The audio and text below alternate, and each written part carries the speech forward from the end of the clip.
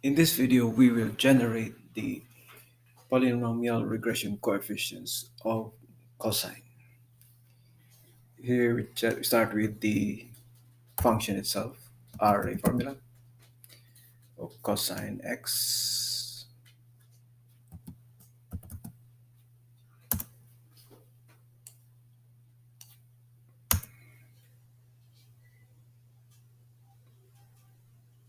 And here we have the trend line and the trend line polynomial of the cosine x.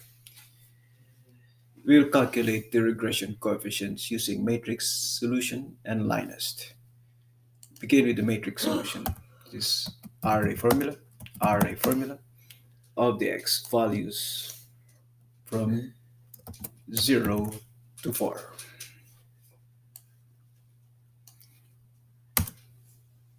So this is the polynomial 4th degree, and our matrix will be to the 4th. It's a 4 by to the 4th degree, so 5 by 5.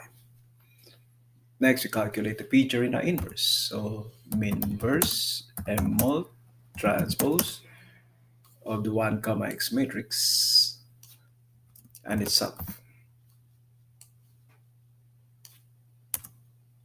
And the feature in a vector, which is MMULT transpose of the 1 comma x matrix and the y values. Now we can calculate the regression coefficients, which is MMULT of the inverse and the vector. So here we have 1x to the 0, 0.414x, and minus 1.14x squared, 0.339x cubed, minus 0.0269x to the 4th. We can use LINEST for this. LINEST data y and data x. You have also 1.414x, minus 1.14x squared plus 0.339x cubed minus 0.0269x. We can also use sine.